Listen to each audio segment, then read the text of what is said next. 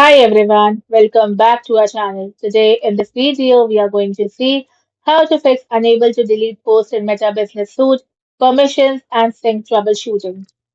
To fix the unable to delete post error in Meta Business Suite, you must resolve permission conflicts, expired sync tokens, or local browser glitches that blocks Meta's backend from executing the deletion command. Fix 1. Check Assets and Task Permissions. Go to Settings in the bottom left corner of Meta Business Suite.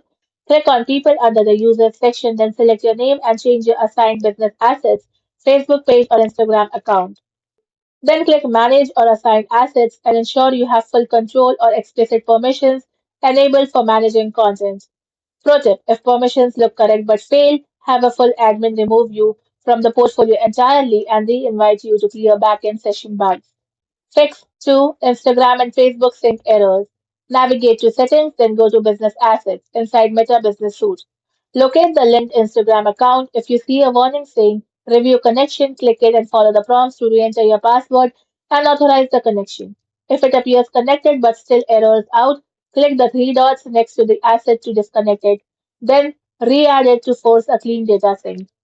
Thank you for watching, and for more such informative videos, do like, share and subscribe to our channel.